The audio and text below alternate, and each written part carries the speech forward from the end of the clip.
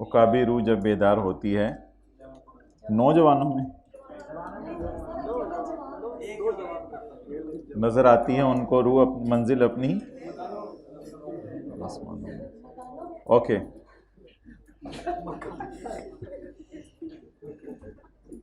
ये अल्लामा इकबाल थे।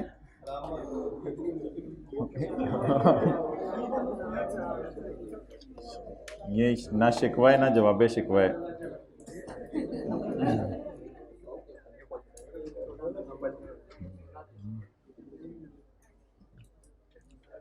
भाई सफ़े और कॉपी करा के ला दो अगर किसी के पास नहीं है तो, और जिसके पास कोई एक्स्ट्रा है तो उनको दे दो।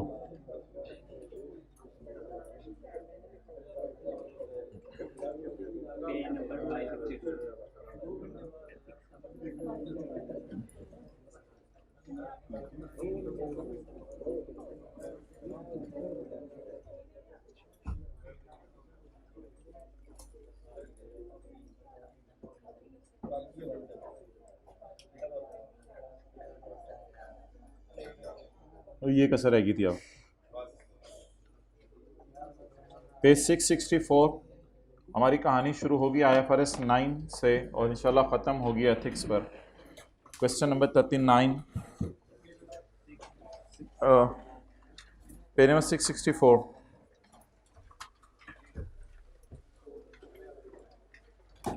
X Limited purchased 5,000 shares of ₹100 each on 1 जनवरी 2009 और नीचे लिखा हुआ है नेसेसरी एंट्रीज करनी है, एज्यूमिंग के FVTPL मॉडल यूज हो रहे हैं।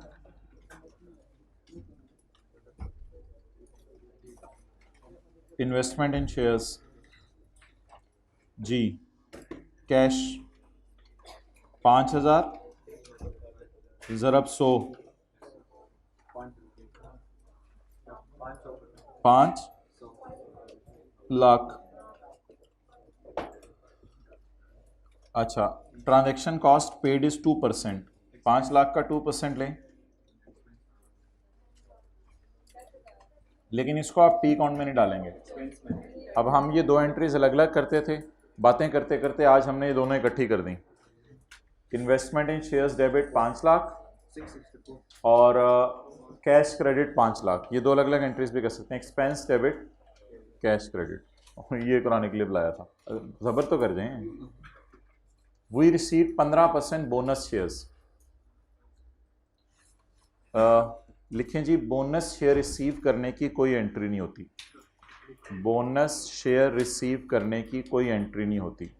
ये कई दफ़ा आप आर्टिकल्स के लिए अप्लाई करने जाते हैं तो वहाँ भी ये पूछा जाता है, सर बताएं मुझे बताएं। तो बोनस शेयर रिसीव करने की कोई एंट्री नहीं होती।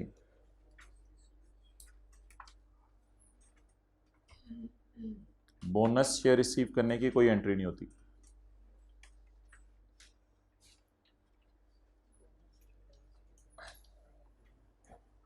अच्छा, मुझे क्वांटिटी बताएं। बोनस शेयर बिल्कुल इसी तरह है कि दुकान पे आपने 12 बनाना बाय किए तो दुकानदार को कोई खुशी की खबर मिली तो दुकानदार ने 2 बनाना आपको मुफ्त में दे दिए। It is like bonus share. अच्छा, तो अगर आपने 5,000 शेयर ख़रीदे हैं तो आपको कितने शेयर तोहफे में मिले? 15%। इसको बोनस डिविडेंड भी कहते हैं भाई, देख लें, बोनस डिविडेंड भी यही होता है। आपको कितने शेयर तोहफे में मिले? 750।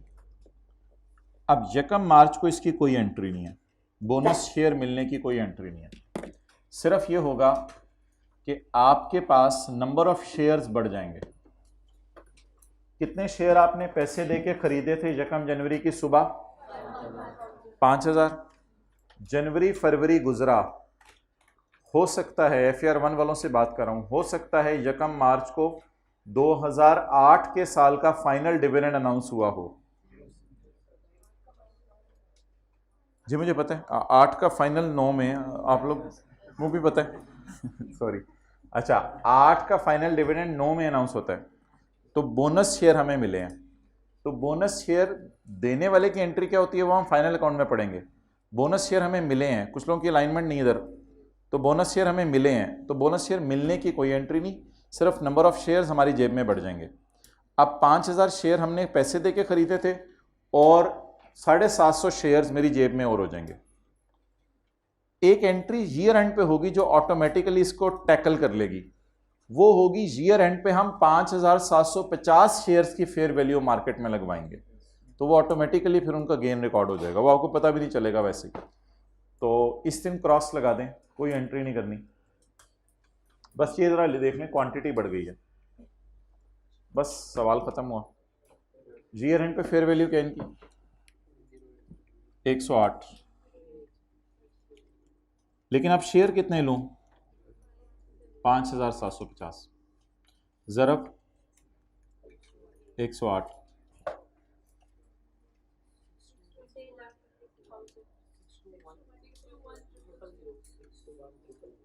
इसकी ये क्यों बोला, इसकी एंट्री तो नहीं होगी, लेकिन ये P&L के अंदर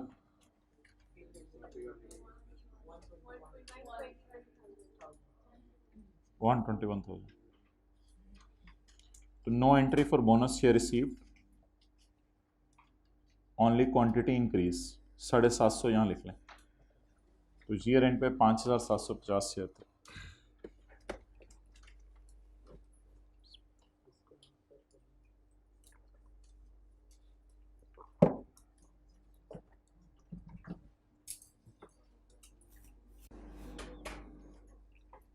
ईयर एंड पे कैरी डाउन लिख लें अगर याद नहीं रहेगा तो,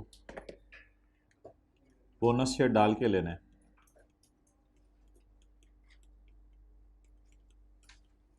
हाइब्रिड में वॉल्यूम 1 है सबके पास, या नोट्स पहुंच गए हैं तो हाथ खड़ा कर दें, किसी के पास नहीं है तो वो तो हाथ खड़ा करें, नहीं है तो हाथ खड़ा कर दें। चलें ठीक है, इस क्लास में किसी के पास नहीं है नोट्स तो हाथ खड़ा कर दें। भाई वो बुलाएं जरा अब्दुल्ला को, एक्स्ट्रा पढ़ेंगे, इधर से भी ले लो भाई।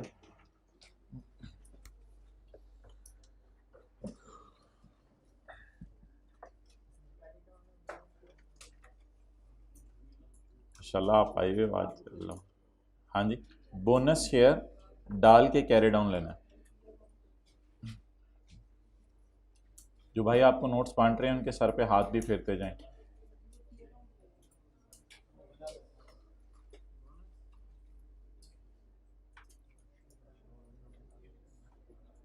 एक बच्चा मिला मुझे, क्वेश्चन नंबर 14, ये पिछले बुध वाला है। एक दो बच्चों ने क्लास के बाद आके बताया हम बड़े मोटिवेट होते हैं, बैठे बैठे मोटे हो जाते हैं।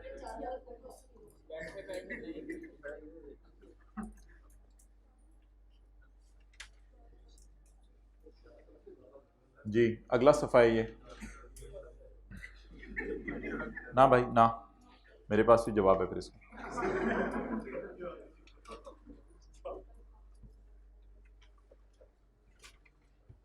जी प्राइस बता दें।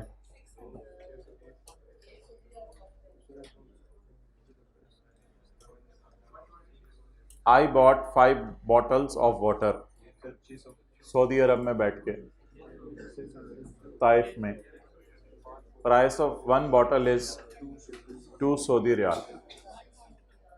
दुकान पे एंटर होने से पहले मैं सोचूंगा 5 बोतलें खरीदनी है, दुकान पे एंटर होने से पहले मैं सोचूंगा 5 बोतलें खरीदनी है पानी की। एंटर होने से पहले नॉर्मली खरीदा जाता है अनलेस कि दुकान पे जाके डी ट्रैक हो जाए।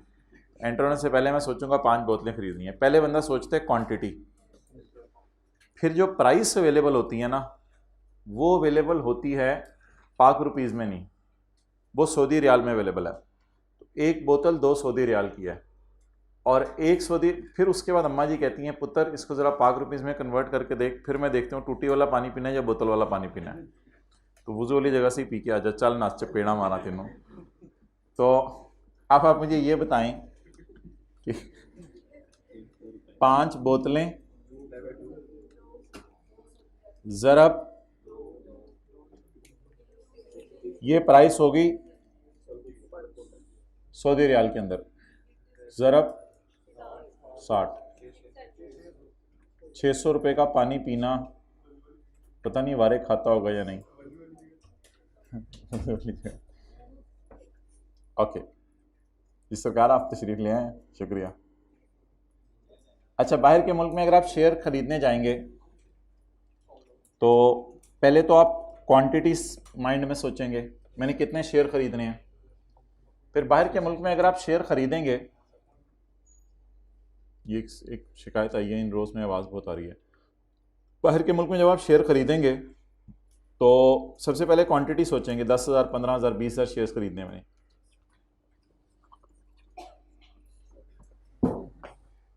अच्छा,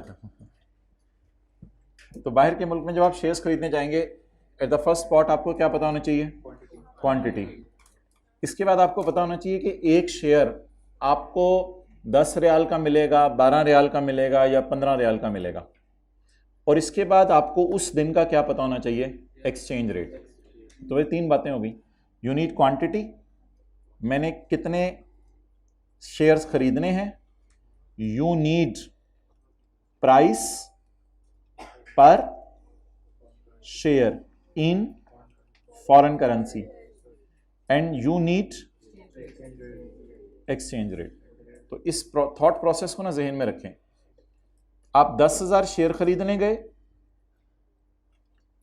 एक शेयर 13 सऊदी रियाल का था और सऊदी रियाल 70 रुपए का था।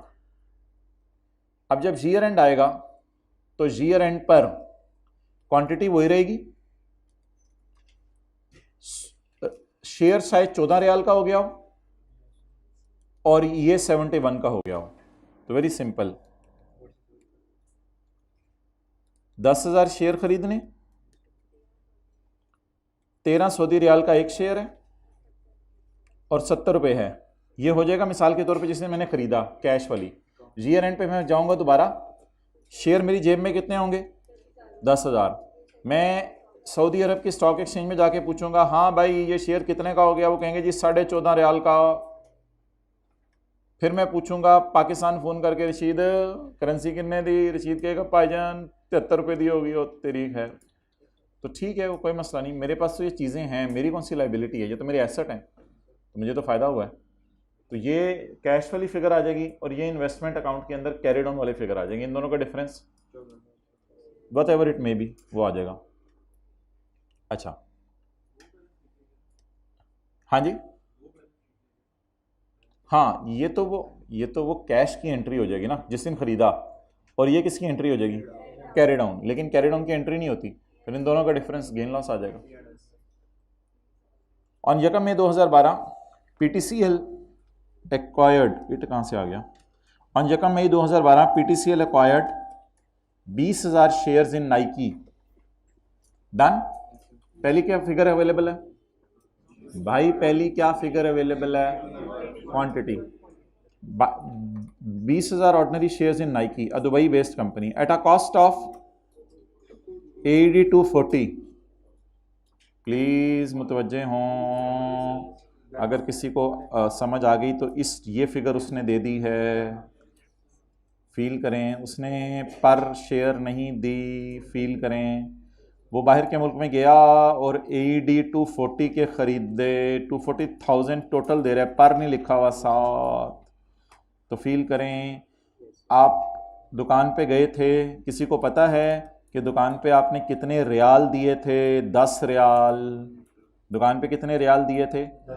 10 रियाल। याद आ रहा है थोड़ा थोड़ा? इसी तरह आपने स्टॉक एक्सचेंज में 1,30,000, 13 कितने, 1,30 बनेंगे? ये 13,000 बनेंगे? नहीं, 10 सिर्फ 13, 1,30,000। तो 1,30,000 आप फॉरेन करेंसी में पे करेंगे। तो calculation is very simple. On 1 May 2012 we acquired 20,000 shares in Nike. हमने नाइकी के अंदर 20,000 शेयर खरीदे हैं।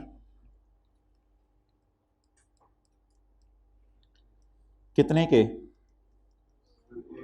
AED 2,40,000 के। डन। तो कोई बता सकता है कि अगर मैं बाहर का बंदा हूं और मैं बाहर ही रहूं और बाहर की करेंसी फिलहाल यूज करूं, तो मैंने 20,000 शेयर में एक शेयर कितने AED का खरीदा है? ज़रा ऐसे ही निकालें ज़रा।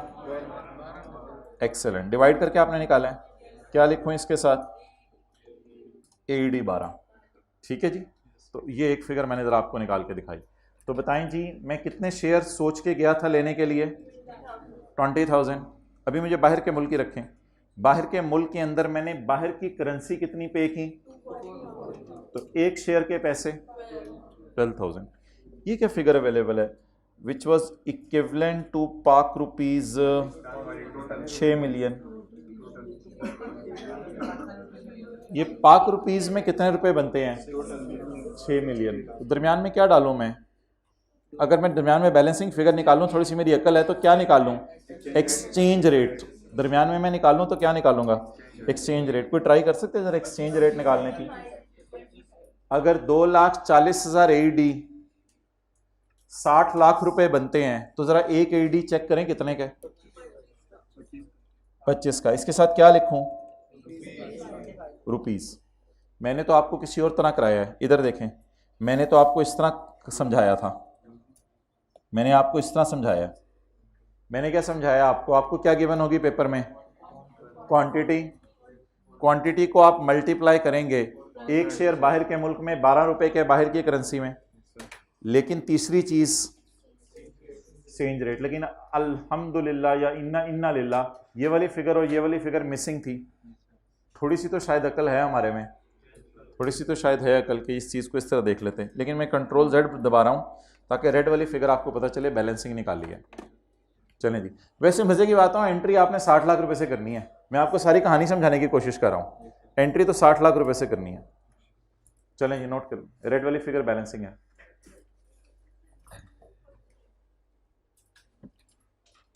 जी नहीं समझ आ रही इस तरह, थोड़ा सा आवाज।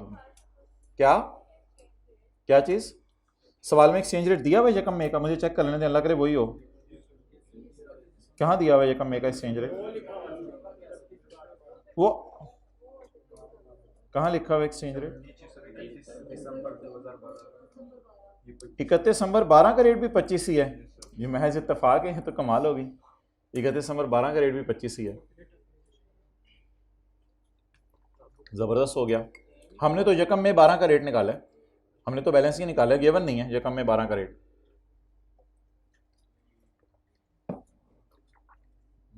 Excellent observation and everyone should note it कि मैंने नीचे वाली फिगर नहीं उठाई 31 दिसंबर 12 की, वो तो रेट 31 दिसंबर 12 के, मैंने किसने शेयर बाय किए हैं। सो इस वजह से मुझे फिर यहाँ बैलेंसिंग लिख देना चाहिए। बस ही ये सवाल भी फारग हुआ। अब इन्वेस्टमेंट इन शेयर का अकाउंट बनाएं।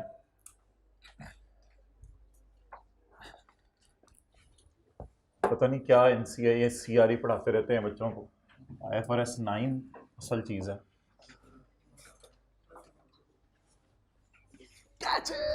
तेरे कपड़े सफेद हैं, काले ना हो जाएंगे।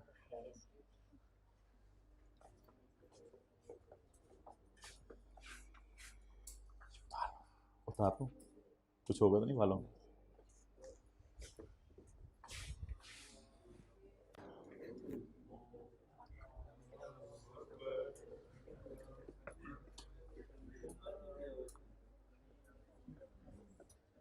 ये पे पानी फेर दिया आपने।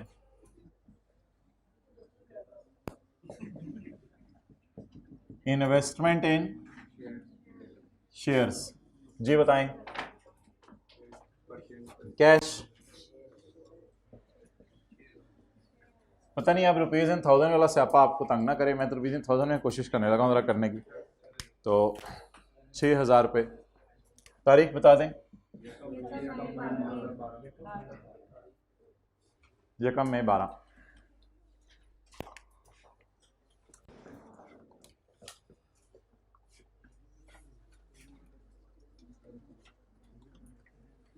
$20,000 शेयर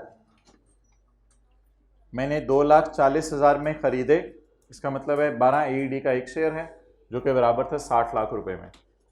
अच्छा यहाँ पे रुक के बताएं इसका क्या मतलब है? Sir premium 2%। नहीं प्रीमियम नहीं, 2% नहीं, कूपन। शेयर्स में कूपन रेट। कौन है ये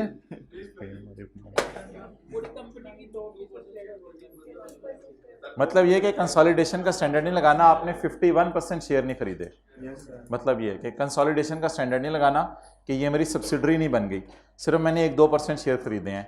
तो मेरा कंट्रोलिंग इंटरेस्ट नहीं आया, ठीक है, तो बस ये बता रहे हो। तो हम पढ़ेंगे कि 20% तक शेयर खरीदना IFRS 9 है, ये 20% मैंने पहली दफ़ा बोला है क्लास में। 20 से 50% शेयर खरीदना एसोसिएट्स का टॉपिक है, वो हमने इंशाल्लाह शुरू करना है ईद के बाद। और 50 से ऊपर शेयर खरीदना कंसोलिडेशन है। बहरहाल ये 2% शेयर खरीदने IFRS 9 लगेगा। The face value of the shares is 10 each. Face value निकाल के रख लें, शायद कहीं यूज हो जाए। Face value of shares is 10 each. Face value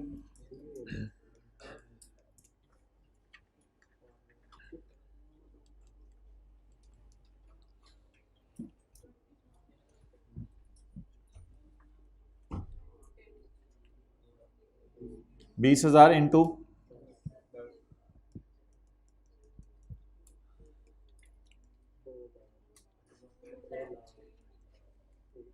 कितना,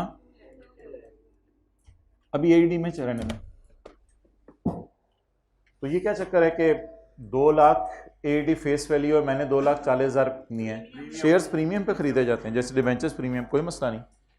तो मैंने बाजार में शेयर, वैसे जब ओरिजिनली कंपनी बनी होगी 10 रुपये का शेयर था, और अब सऊदी अरब में ये कितने रुपए का हो गया, 12 रुपये का। तो इतना सा पोर्शन मैंने दोबारा किया आपके सामने, but it is purchase price. Shares में भी ये कॉन्सेप्ट है, आज सुन लें।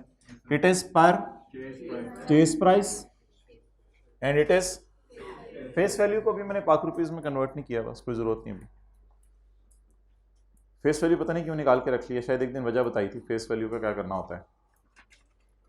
डिविडेंड फेस वैल्यू पे देना होता है, इस वजह से शायद फेस वैल्यू निकाल के रख लिया, और कोई वजह नहीं।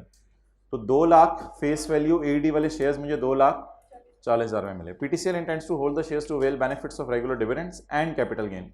डिविडेंड भी लेने और कैपिटल गेन भी लेना है। The company has use the elective model. Elective model का मतलब है it has irrevocably opted for FET OCI at initial recognition, यानी वापस नहीं आएंगे। Other element information is under. अगले साल मुझे डिविडेंड मिला है 31 मार्च 13 को, अभी सब्र कर जाए, मैं 12 में खड़ा हूं। फेयर वैल्यूज एट 31 दिसंबर 2012, 31 दिसंबर 2013, नीचे एक्सचेंज रेट छोड़ें, 13 31 दिसंबर 12 की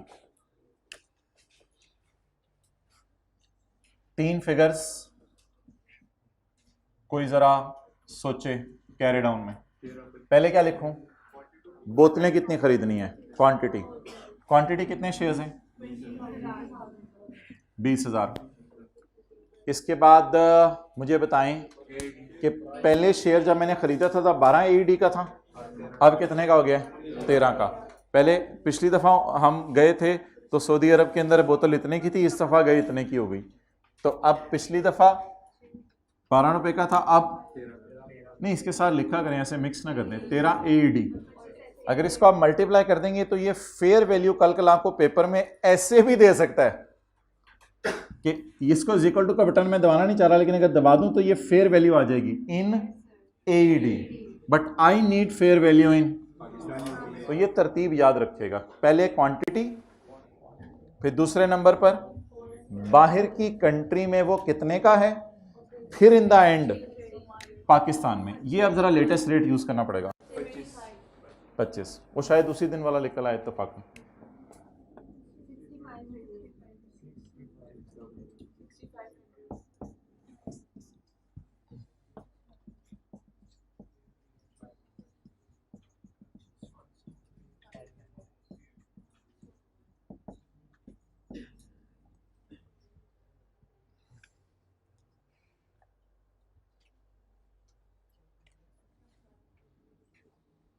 नहीं कर लिया करें, पहले 1 साल की एंट्रीज कर लें।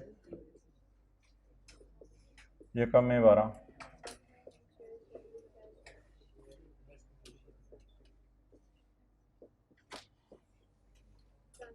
ट्रांजैक्शन कॉस्ट तो कैपिटलाइज होती है ना, अभी अगर इसमें होती है, इस मॉडल में तो ट्रांजैक्शन कॉस्ट कैपिटलाइज होती है।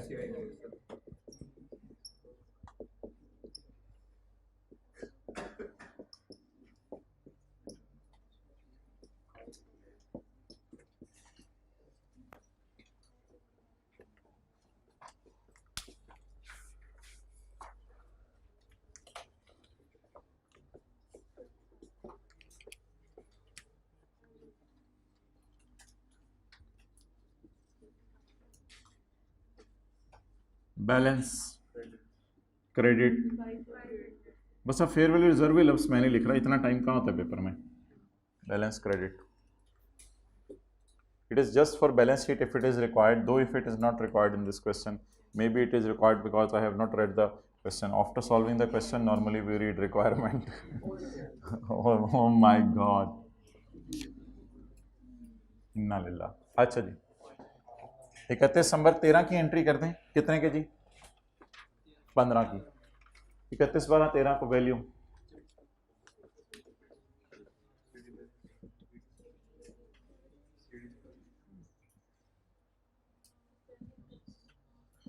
हाँ वो एंट्रीज में मैं ध्यान रख लूंगा, आपने सही कहा, एंट्रीज में मैं ध्यान रख लूंगा।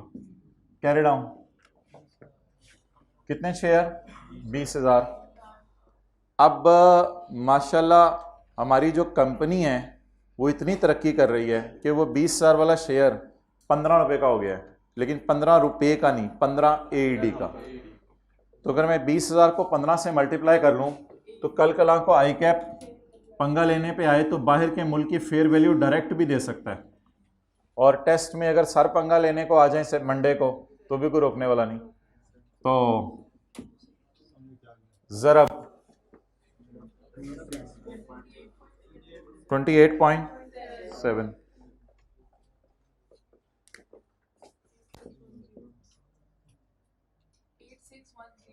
वो तो टर्म टेस्ट के पहले 2 सवाल दे के दिल खट्टा हो गया था, अभी तक वो खटास नहीं जा रही।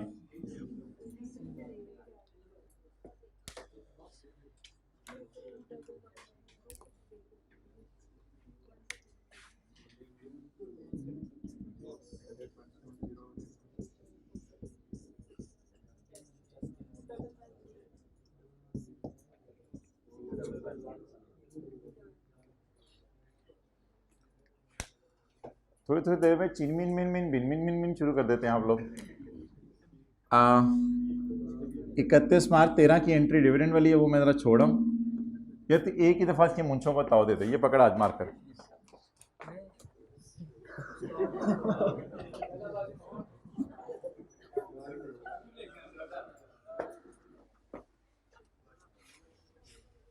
गुज्जर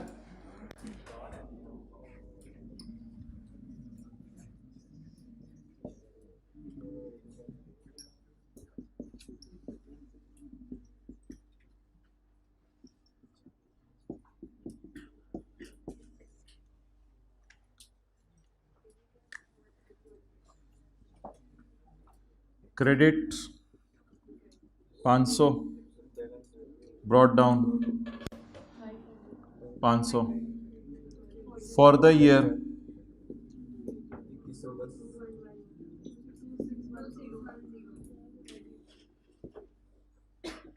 1 मस्जिद है यहाँ से 2 मिनट की मोटरसाइकिल की ड्राइव पे। कितने बजे नमाज है वहाँ सर की? 5:45 बजे। अल्लाह यार खीर होगी, पूरे लाहौर में पहली मस्जिद मुझे मिली है ज़िंदगी में, 5:45 बजे नमाज, हमारे कॉलेज के करीब। बाकी आप समझ गए जी। तू क्यों बोल रहा है मुझे? बाइक कोई मैं ले जाऊँगा। अच्छा जी, पहले तो खड़े होकर बता फजर मस्जिद नहीं, अच्छा गुमान रखना चाहिए, सॉरी 2610 लेकिन ये बैलेंस शीट के लिए, बैलेंस शीट के लिए।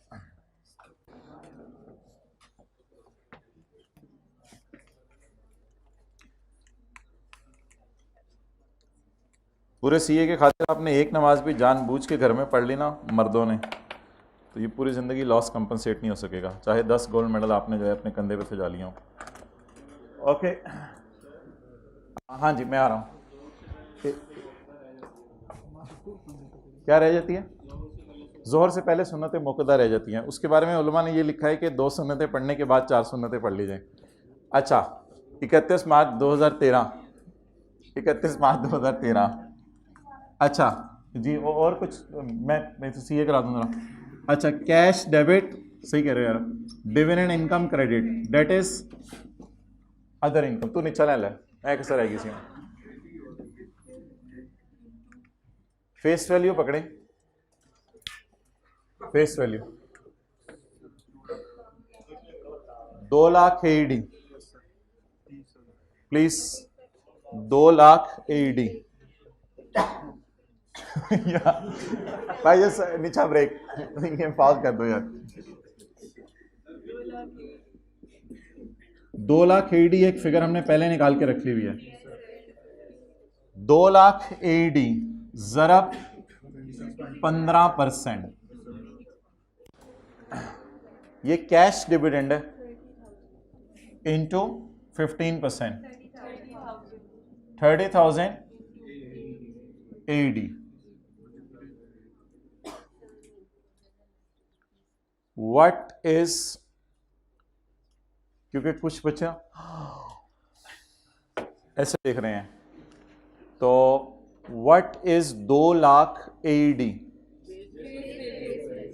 फेस वैल्यू ऑफ शेयर्स, नहीं इधर उधर ना देखना, तू इधर उधर की ना बातें कर, तू इधर देख। What is 2 lakh AED face value in UAE multiplied by 15%, dividend income in UAE। और UAE वाले हमारे चाचा के पुत्र नहीं है ना कि 2 लाख के ऊपर जो है 1,90,000 डिविडेंड दे रहे हो। 2 लाख पे उन्होंने 30,000 के करीब डिविडेंड दिया है। What is 2 lakh face value in, अगर ये आप लोगों ने ये भी निकालनी है तो वो मैंने आपको पहले बता दिया है। उसका तरीका ये है कि क्वांटिटी पकड़ लें 20,000 की और उसे मल्टीप्लाई कर दें 10 से, तो ये लाइक फेस वैल्यू। अच्छा इसको ऐसे थोड़ा सा चेंज करता हूं मैं, इस तरह नहीं डिविडेंड निकालते थे, आपको याद आ रहा हो, फेस वैल्यू इन पाक रुपीज मल्टीप्लाइड बाय डिविडेंड की परसेंटेज। अब शायद थोड़ा सा आसान लग रहा है, पहले थोड़ा सा ज़रा अजीब सा लग रहा था। तो पाक रुपीज में भी तो इस तरह डिविडेंड निकालते हैं। कैसे? Face value of investments multiplied by percentage of dividend. It means कि मुझे 30,000 रुपये पाकिस्तान में डिविडेंड मिला है, बट जस्ट कन्वर्ट इट, ये AED में मिला मुझे।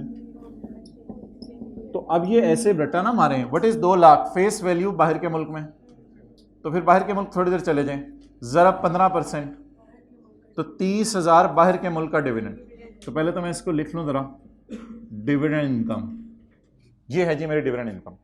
आगे एक छोटा सा रेट रूट आपको पता लगाना होता है, वो लगा दो 26.795।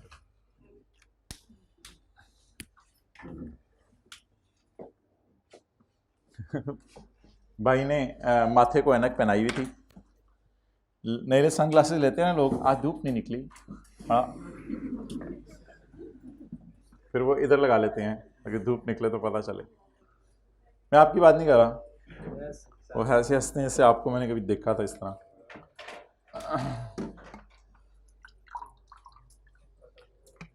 कभी किया जिंदगी में शो ऑफ? कभी हो गया होगा मांझे, वैसे हो ही जाता है मेरे तो ख्याल से, इतना तो ना बने अब आपके।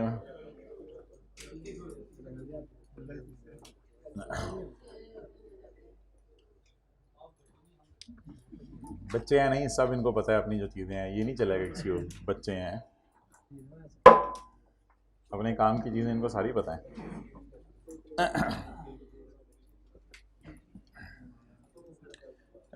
साल बताएं जी बैलेंस शीट और P&L बनाने के लिए। 31 दिसंबर 12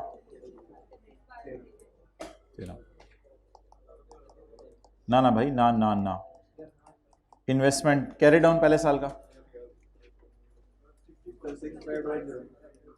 दूसरे साल का,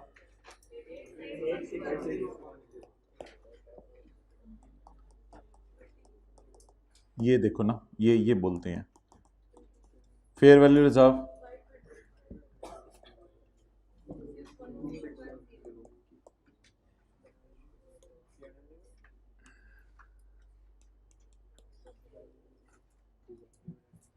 बातें तो ना करें ना हाइब्रिड में। 6500 8610 एंड 500 2610।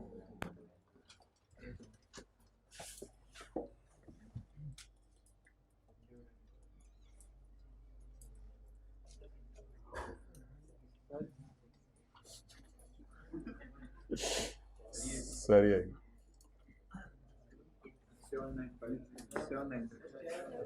795 ऑन नहीं,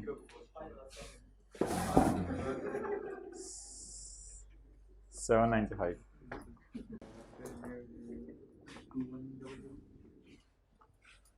okay. And for the year 500, for the year 200 T account से भी वही मिलेगा।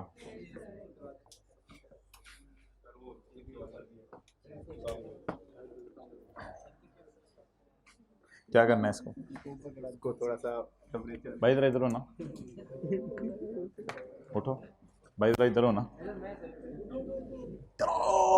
जल्दी। अच्छा आप सही, इधर होइएगा तो नहीं, उधर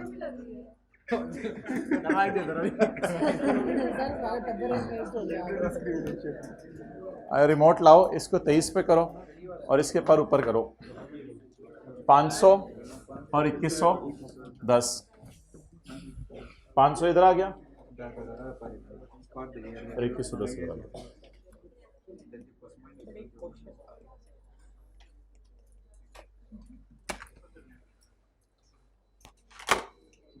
क्या क्वेश्चन है तेरा, बोल।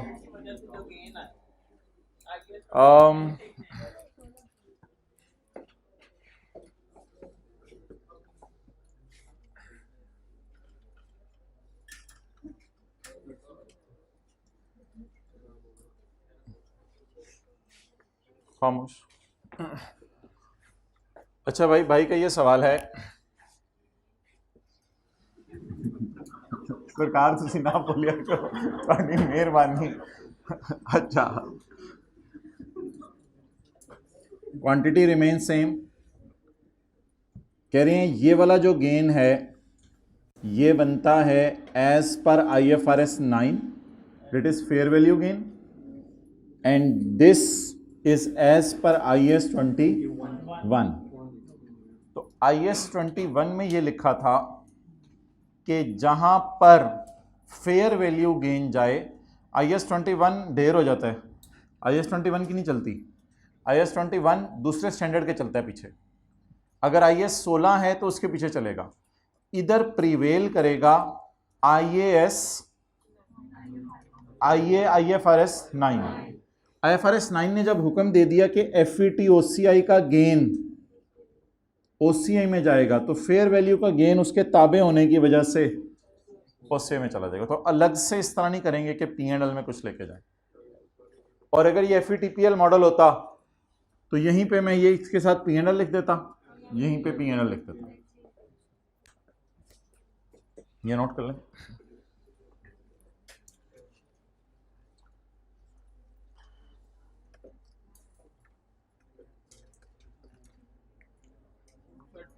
अच्छा, ये ना ऑब्वियस सी बात है, नेचुरल है, बंदा कभी कई दफ़ा नज़र नहीं मारता चीज़ों को, तो नहीं अभी नहीं। IAS 21 किधर है? नहीं,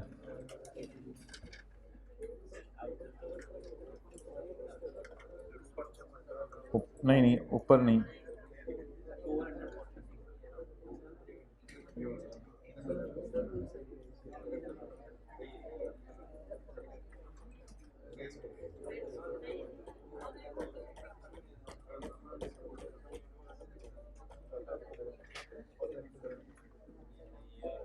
आप लोग अगर कभी ज़िंदगी में बस में या जहाज़ में ट्रैवल किया और दाएं बाएं लोग सो रहे हुए, तो आप लोग तो उसका भी ध्यान नहीं रखेंगे, हर वक्त चिन मिन मिन मिन लगे रहेंगे।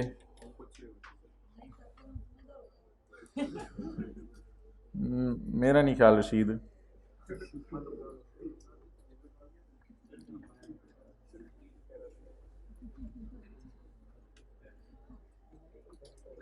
चलें छोड़ें, IFRS 9 निकाल लें, वो तो हो गया, सॉरी IAS 21 नहीं, बल्कि 12 में है यार, सॉरी IAS 12। पेज नंबर बताएं वो जो नोट्स बांटे हैं, पास पेपर क्वेश्चन 385।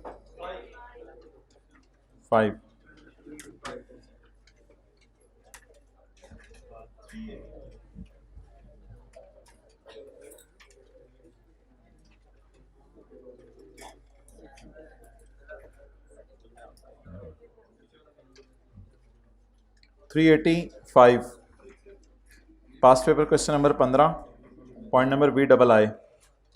भाई उधर से किसी को बुलाएं और ये मिटवाएं।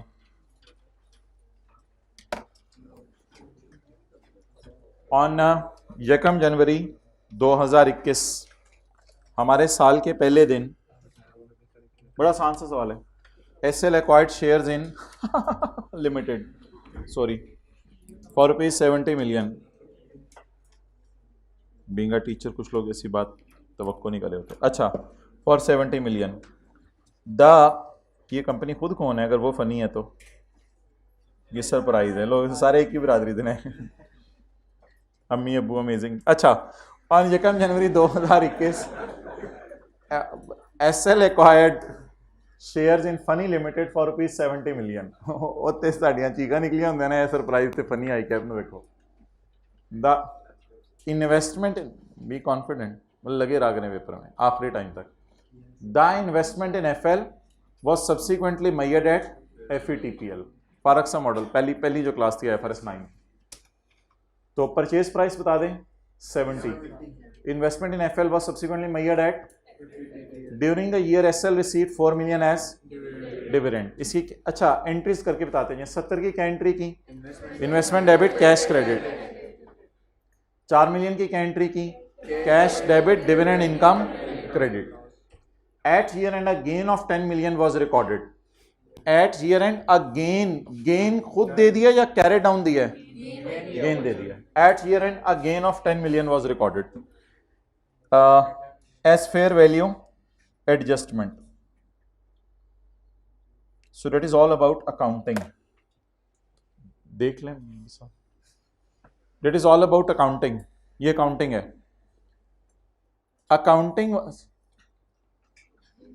accounting वालों का P&L और accounting वालों की बैलेंस शीट मुझे बनवा दें, उसके बाद आगे चलते हैं। accounting वालों के P&L में क्या गया होगा? 4 मिलियन की डिविडेंड इनकम P&L में गई होगी, क्योंकि FETPL मॉडल है। मैंने टाइम सेव करने के लिए भाई से रिक्वेस्ट की थी और आप, अच्छा जी, 4 मिलियन की डिविडेंड इनकम गई है P&L में और 10 मिलियन की फेयर वैल्यू गेन गया है।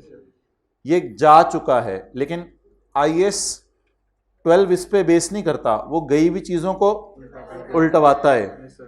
बैलेंस शीट बना दे अकाउंटिंग वालों की जुबानी। 80 70 प्लस 10 कैरिड होने थे। आपको तो शर्मिंदा ही किया करें। 70 रुपए वाली चीज 10 रुपए से बढ़ गई तो कितने की हो गई? 80 की हो गई। तो ये अकाउंटिंग वालों की बैलेंस शीट बन गई। अब देखते हैं टैक्स वाली सरकार क्या चाहती है। अब अगर कुछ भी नहीं है ना पेपर में, तो कम से कम इतना देख के ना you can easily attain marks. How? Carrying amount 80, जहन में लाएं टी काउंट 70 जमा 10 कैरी डाउन 80। अब बड़े हो जाए, आप टी काउंट से बाहर निकल आए तो carry down 80 in carrying amount tax base की वर्किंग टैक्स बेस मुझे नहीं पता क्या है। एंड सेकेंडली गेन को उल्टा दें कितना? 10 का। और डिविडेंड पे वही बहस के पता नहीं डिपेंड करता है सेपरेट रेट है या नहीं। डिविडेंड की बहस हमारी हो चुकी भी है, तो डिविडेंड के लिए प्लीज कोई नए तरीका नहीं निकालना। डिविडेंड की हमारी वही बहस, पता नहीं अगर सेपरेट रेट हुआ तो उल्टा कर अलग रेट लगा देंगे, वरना अगर एग्जाम्प्ट हुआ तो हो सकता है इसको टोटली हम लेस करके इग्नोर कर दें। तो फिलहाल चले, मैं for the sake of discussion assume कर रहा हूं कि डिविडेंड भी कोई ना कोई मसला होता ही है हर सवाल में।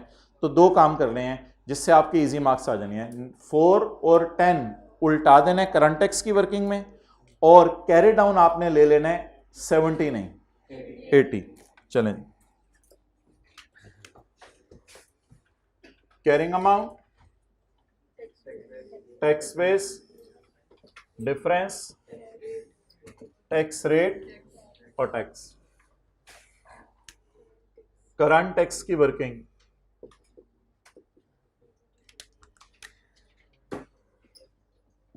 Less dividend. भाई इन्हें कहो इस तरह नॉर्मल तरीके से मिटाया करें टिश्यू पेपर लेके, तो वो स्मेल आ रही है। 4 और 10 ये करंट टैक्स की वर्किंग हो गई। और कोई पेट्रोल की खुशबू किसी को पसंद है तो आ जाए। है डीजल, आ जाओ, कह रहे मैंने आना है। कोई ऐसा काम करो घर वाले खुश हों।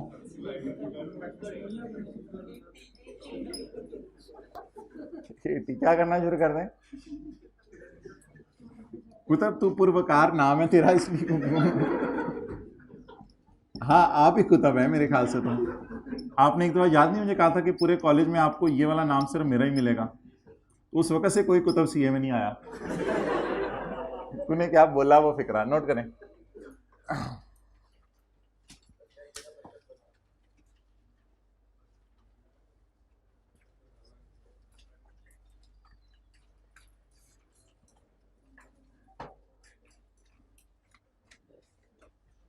असल नामों पे कभी हम बहस नहीं करते। क्लास के अंदर बहुत से कई दफ़ा नाम सुनने में मिल जाते हैं जो उलमा कहते हैं मुनासिब नहीं रखने, लेकिन अब वो पेरेंट्स ने रख दिए हुए हैं, क्लास के अंदर इससे बताया भी नहीं जा सकता।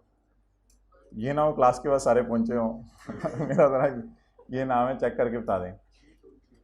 बहुत से नाम ऐसे कॉमन हैं जो नहीं रखने चाहिए लेकिन चल पड़े हुए हैं। नहीं अब मिसालें नहीं देना, हो सकता है कि ऑनलाइन में हो, पहले तो उसका ज़रा ईमान बनाओ, जज्बा हो, फिर ही बात बताई जा सकती है। तवा गर्म नहीं हो तो रोटी डालें तो उल्टा ही काम हो जाता है। पहले वो मेंटली प्रिपेयर होना चाहिए ज़रा बंदे को।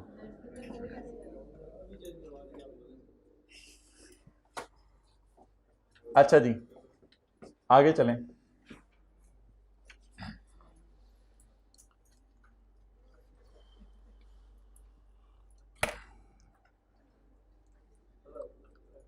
वो अपने नाम का मतलब देख रहा है। ओ भाई इधर देख, तेरी मेहरबानी। अंडर टैक्स लॉस सरकार IAS 12 शुरू हो गया, IFRS 9 में हो गया नहीं ऐसे देखो तो गरारियां तेज घुमाया करें अपनी। Under tax loss capital gain is taxable at 15%। ये क्या चीज़ होती है capital gain is taxable at 15%? जब कभी शेयर बेचेंगे तो टैक्स वाले उस गेन पर टैक्स मांगेंगे 15%। जब कभी बेचेंगे, हमने बेच दिए या बेचे बगैर गेन रिकॉर्ड किया, लेकिन अगर बेच दें तो टैक्स वाले किस पे गेन मांगेंगे?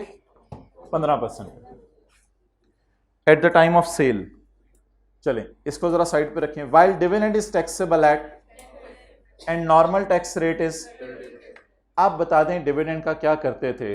डिविडेंड को जब कभी रिसीवेबल टाइप चक्कर होता था तो वो टी अकाउंट बना के फिर डेफर्ड टैक्स की वर्किंग में सारा लेके जाते थे। अभी अल्लाह का शुक्र है कहीं रिसीवेबल का लफ्ज़ नहीं लिखा हुआ, तो जब रिसीवेबल का लफ्ज़ नहीं लिखा हुआ तो फिर वो जो एक सवाल में ज़िंदगी में पहली दफ़ा किया था कि अगर डिविडेंड को इधर पड़ा रहने दिया तो उस पर वही रेट लग जाने। फिलहाल डिविडेंड को हमने माइनस कर दिया, माइनस करके क्या करें, यहां पे आ जाएगा टैक्सेबल प्रॉफिट, यहां पे आ जाएगा tax at the rate of. Dividend को क्यों माइनस किया है? इस पे 30 ना लग जाए इसलिए माइनस किया। तो करंट टैक्स की वर्किंग में हमने अकाउंटिंग वालों का P&L उल्टा दिया है।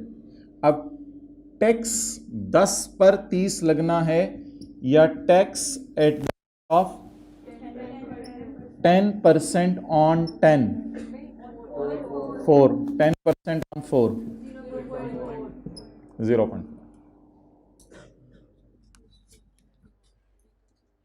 उसको डेफर टैक्स में डिविडेंड को तब लेके जाते हैं जब रिसीवेबल होता है। अभी रिसीवेबल नहीं है तो करंट टैक्स ही करा दें रूट।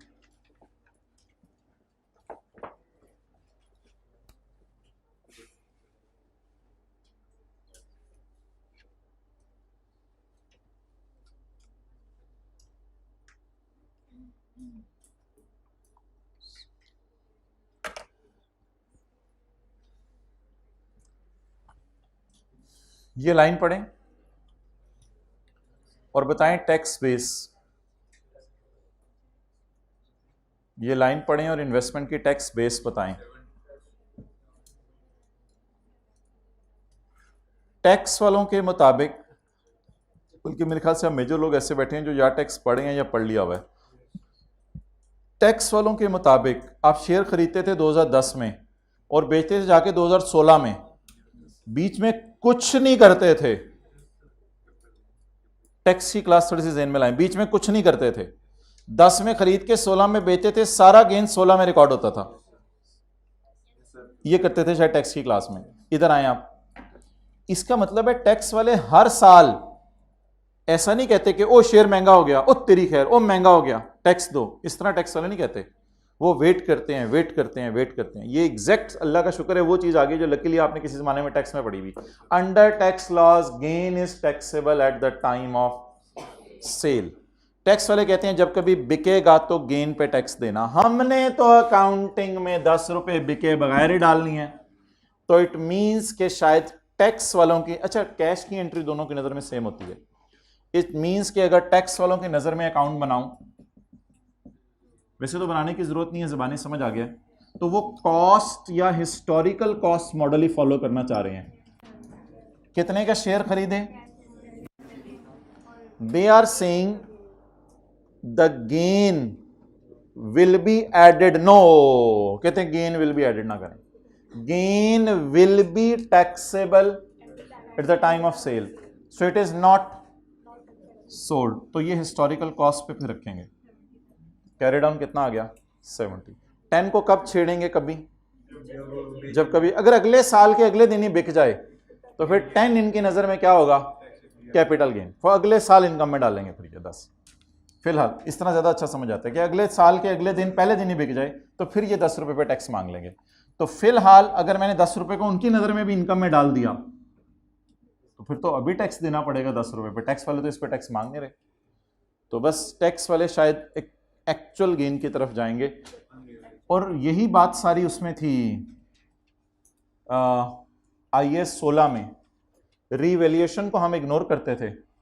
आपको याद है जब टैक्स बेस निकालनी होती थी तो कॉस्ट माइनस टैक्स वालों की डेप्रिसिएशन करते थे और फेयर वैल्यूज इग्नोर करते थे। 2-3 सवाल आपको IAS 12 के याद होंगे। हमने डेट डिस्क्रिप्शन वाला कॉलम बनाया था लंबा सा, वो अकाउंटिंग वालों के लिए यूज किया था, और टैक्स वालों के लिए साइड पे जाके वर्किंग व्हाइट बोर्ड पे कर देते थे cost minus depreciation, cost minus depreciation, क्योंकि वो फेयर वैल्यू गेन को नहीं मानते। तो what is this fair value and what is this? They do not acknowledge it, so that's why tax basis. जब कभी 10 का गेन आएगा, if carrying amount is greater than it is taxable in future. जब कभी ये gain आएगा 10 का तो टैक्स वाले इस पे कितना टैक्स मांगेंगे? जल्दी बताएं। The gain is taxable at time of sale which is 10%, sorry while dividend is 10%, तो the gain is taxable at 15% at the time of sale. ये छोटा सा एक कॉन्सेप्ट है कि यहां आपने ना 15% लगाना है, क्योंकि टैक्स वाले चाहते हैं कि अगर आप अगले दिन ही बेच दो तो इस पे क्या टैक्स दोगे? 15%।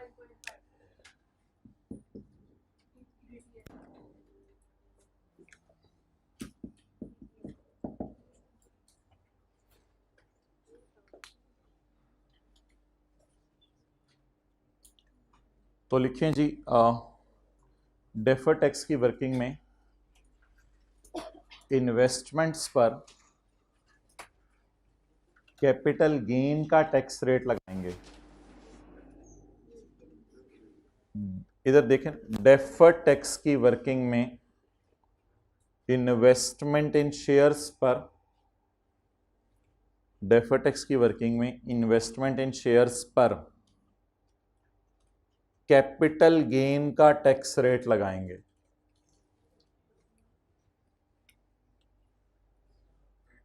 इन्वेस्टमेंट इन शेयर्स पर डेफर्ड टैक्स की वर्किंग में कौन सा रेट लगाऊं? डिविडेंड का रेट लगाऊं, जनरल रेट लगाऊं, या कैपिटल गेन का रेट लगाऊं? कैपिटल गेन का टैक्स रेट लगाएंगे। किसकी नजर में कैपिटल गेन नहीं आया? टैक्स वालों की नजर में। अकाउंटिंग वालों की नजर में शायद गेन आ गया, उसे वो कैपिटल गेन नहीं कह रहे, फेयर वैल्यू गेन कह रहे। चलें जी, रिकॉन्सिलिएशन। रिकॉन्सिलिएशन में क्या करना है? 4 और 10 को इधर जरा ले आए। 4 पर कितना रेट लगा? 10, लेकिन हमने पीबीटी पे कितना लगा दिया होगा? 30।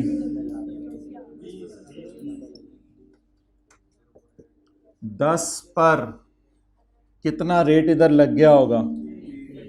30, लेकिन हमने 15%।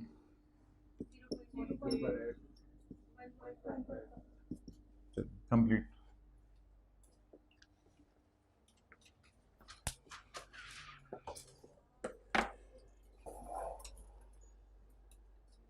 मुझे ये बताएं कि ये एडजस्टमेंट अगर मैं ना कराता तो सारा डाटा सामने रख के आधी कितने लोगों की हो जानी थी? आधी। ठीक है,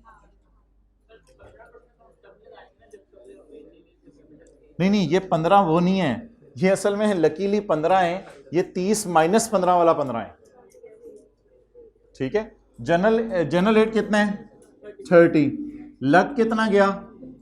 20% ज्यादा लग गया। जनरल रेट कितना है? 30। बिल फर्ज इधर होता 14, तो कितना ज्यादा लग गया? इधर 16 आता फिर। तो जनरल रेट और लगे हुए रेट का डिफरेंस लेते हैं हम।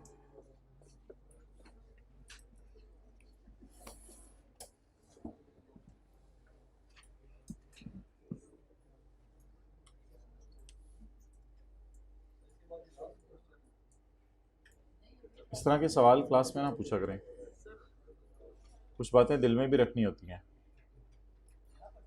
अम्मी और कितना दबाएंगी मेरे से, इस तरह बोलते हो घर में? फिर अभी और प्लेटें आ रही हैं पीछे से धोने के लिए, इस तरह बोलते हो घर में? अच्छा, ये ग्लास भी रह गए थे अम्मी? अजीब बातें करो, अभी और कितना पढ़ाएंगे ये अब।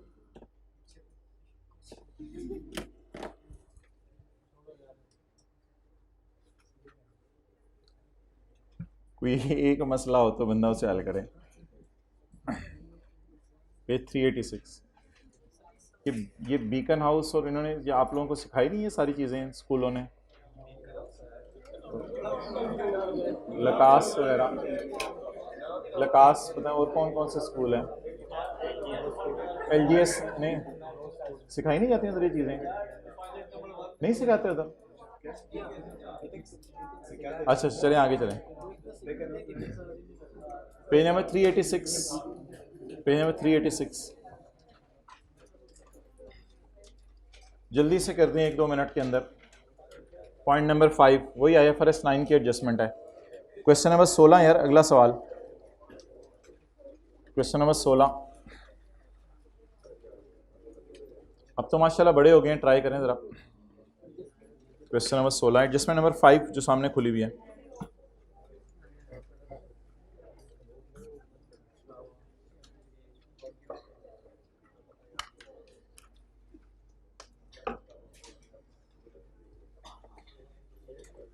बस कर देना, 1-आधा मिनट लगाएं, ख़त्म करें इसको। क्या है वो नहीं है, FETOC आई है ना, तो एक जनरल एंट्री भी करनी पड़ेगी, एक जनरल एंट्री करनी पड़ेगी।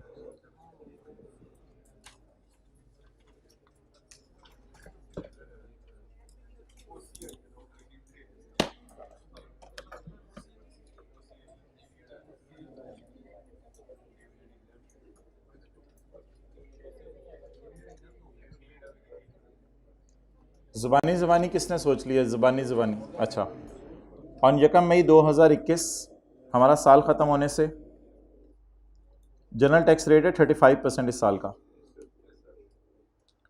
हमारा साल ख़त्म होने से, ये 7 नहीं होते मेरे ख्याल से, तो 8 होते हैं। 8 महीने पहले हमने डिविडेंड को ना कभी टाइम अपोर्शन ना कर दीजिएगा ज़िंदगी में, ये भी याद रखिए, क्योंकि डिविडेंड मिले तो सरकार पहुंचे हो कहीं 10/12 10/12 कर रहे हो। डिविडेंड को कभी ज़िंदगी में टाइम अपोर्शन ना कीजिएगा। तो कहाँ दिमाग घूम रहा होता है पता है आप लोगों का, पता ही नहीं चलता। अभी इधर बैठे होते हैं, थोड़ी देर में मरी पहुंचे होते हैं।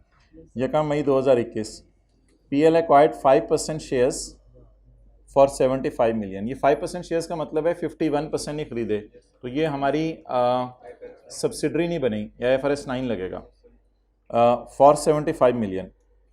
मई, जून, जुलाई, अगस्त, सितंबर, अक्टूबर। अक्टूबर के अंदर डिविडेंड अनाउंस किया है 8 का, रिसीव हो गया है। कोई डेफर टैक्स की वर्किंग ना जेन में लाएं, रिसीव हो गया है। PBT में कितना पड़ा हुआ है? 105 में कितना पड़ा हुआ है? 8। In October 2021 dividend of 8 was, dividend की एंट्री क्या की होगी? Cash debit, dividend income credit. As at 31 December 2021 PL recorded 15 million gain as change in fair value which was taken to OCI. Under tax loss को छोड़ें पहले,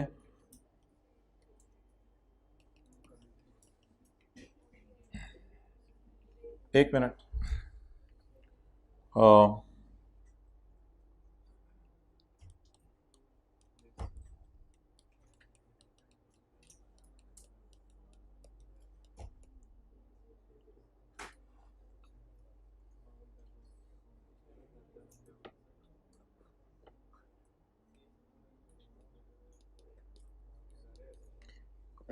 PL acquired shares for 75। ना भाई बोलो ना आप। In October 2021 dividend of 8 million was received, तो cash debit dividend income credit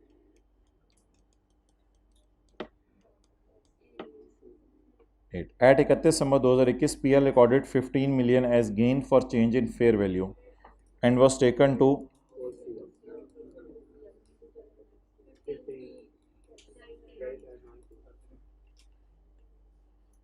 under tax loss gain is taxable at time of sale. वही वाली बात, gain is taxable at time of sale. What is the gain? 15। It is taxable at time of cell. इस पर tax लगेगा जब कभी cell होंगे। ये इन्वेस्टमेंट 90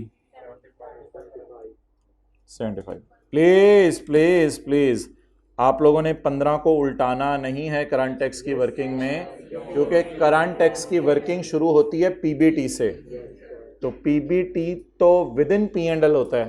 तो ये जो गेन है ये ओसीआई में गया हुआ है। लेकिन एक और कहानी होनी है, वो भी मैं बताता हूं आपको। एक दो दिन पहले पढ़ाई थी, वो भूली होगी। यहां एक और कहानी होनी है। तो यहां बताएं करंट टैक्स में, भाई करंट टैक्स में यहां फेयर वैल्यू गेन क्यों नहीं उल्टाना? क्योंकि करंट टैक्स की वर्किंग पीबीटी से शुरू होती है। क्लास में आ गए हैं तो इधर मुतवज्जे रहें। करंट टैक्स की वर्किंग पीबीटी से शुरू होती है और पीबीटी तक सिर्फ डिविडेंड इनकम ऐड हुई भी है। आप जरा पी एंड एल और ओसीआई पिछले सवाल का भी हमने बनाया था, जहन में लाएं। अभी ये थोड़ी देर पहले हमने एक सवाल किया था, किस स्टैंडर्ड में? IFRS 9 में। ये देखें, ये FETOCA मॉडल अभी तो हमने फॉलो किया है। तो आपको पता है पीबीटी तो यहीं आ जाता है, minus current tax, defer tax, और यहाँ पैट आ जाता है। तो पैट के बाद ये चीज़ें नज़र आती हैं हमारी। तो ये मैं कहना चाह रहा हूँ कि जो फेयर वैल्यू गेन है वो याद रखिएगा, याद रखिएगा। इसको उल्टाने की ज़रूरत नहीं है अंडर FETOCA मॉडल। और FETPL मॉडल में हमने अभी फेयर वैल्यू गेन उल्टाया है।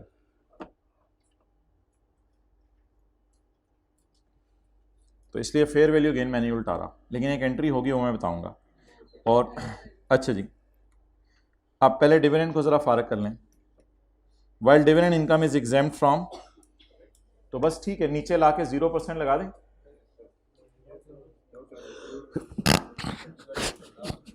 मादरत, अल्हम्दुलिल्लाह। अच्छा, तो नीचे ला के 0% लगा दें, नहीं लगाने की जरूरत।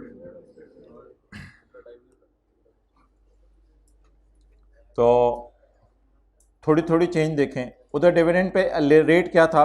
अलग, इसलिए P&L टाइप आइटम है। डिविडेंड हमेशा P&L टाइप आइटम है। उल्टा के रेट लगाया था।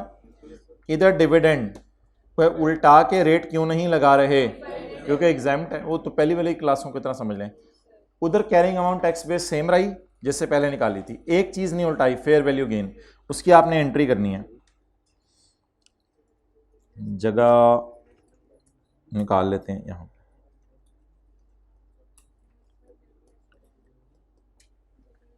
Asset debit revaluation surplus credit, और अभी मैंने फिर अब शुरू में जाएगी। एसेट डेबिट रिवैल्यूएशन सरप्लस इन ओसीआई क्रेडिट, DTL क्रेडिट। अब 15 रुपए की एंट्री देखें। भाई इन्वेस्टमेंट अकाउंट में डेबिट 15 ही मारा है। Fair value reserve in OCI पूरा नहीं जाएगा। क्योंकि डेफर करके गवर्नमेंट को टैक्स भी देना है, डेफर टैक्स लाइबिलिटी। बताएं जी, 15 ज़रब रेट 35% है या 35%? अगर मेरी ओसीआई में खुशी की मैं बात करूं तो पूरी मेरे ख्याल से 15 नहीं जानी चाहिए, क्योंकि ओसीआई में खुशी 15 ले जाऊंगा तो इसका मतलब है गवर्नमेंट का कुछ है ही नहीं। तो ये डीटीएल टाइप एंट्री कब हुआ करेगी? जब इन्वेस्टमेंट्स किस पे हैं? एफईटी ओसीआई पे। और जब पीएनएल पे हैं तो तब इन चक्करों में पड़ने की जरूरत ही नहीं। तो इन्वेस्टमेंट डेबिट थोड़ा सा दूर करके खूबसूरत से कर लेना, 15 से। Fair value reserve 9.75। DTL balancing निकालना है या 35% लगा दें? कितना? 5.25। इस एंट्री को पोस्ट कराएं।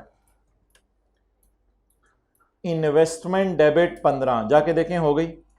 सबर करो ना भाई, पोस्ट तो कर लो। इन्वेस्टमेंट डेबिट 15 हो गई। Fair value reserve in OCI, OCI में बना नहीं रहा, तो fair value reserve in OCI 9.75। और डीटीएल अकाउंट, डीटीएल अकाउंट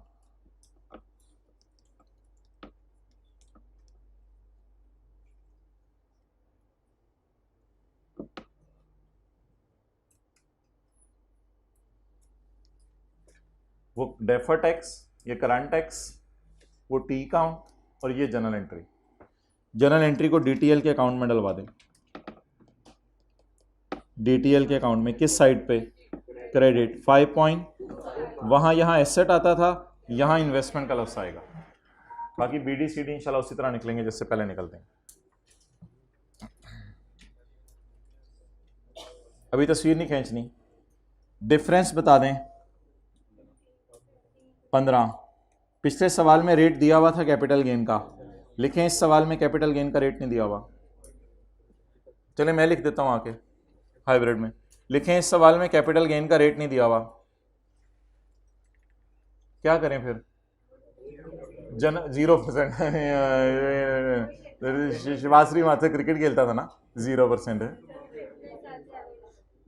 बस इस साल का जो रेट है 30% है, 35% है, कितना है? 35%।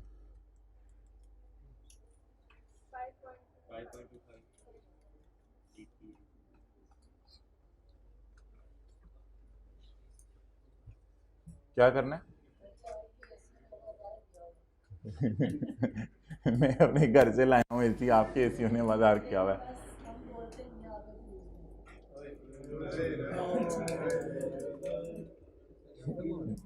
अब मैं आपको जवाब दूं कि क्यों मारोगे मुझे इस तरह की बातें करके? अच्छा बताओ अब क्या करना है? उठवाना है एसी इधर से या बंद करवाना है?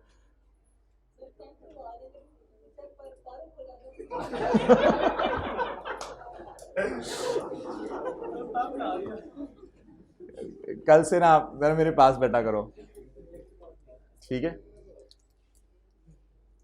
ये टैक्स आपने किस सेशन में पढ़ा था? 22 में। क्या बना था? फिर उसके बाद अगली दफा दिया तो इस दफा फिर FR2 में कैसे आ गए?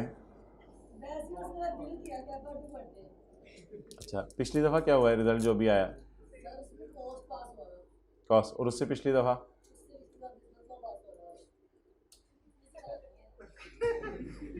मैं वो एक मुझे बच्चा मिला, एक दफा उसका 1 पास हुआ और एक दफा उसका 1 पास हुआ। तो ये सुनने से आप जरा मोटिवेट हो गए कि आइंदा इंशाल्लाह 3-3 करके निकाल लूं। 6 रह गए हैं, 6 रह गए हैं वैसे 8 में से 6 रह गए हैं। इस दफा कितने दे रहे हो? कौन कौन से?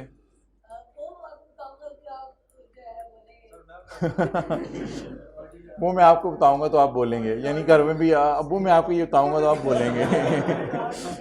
अच्छा जी,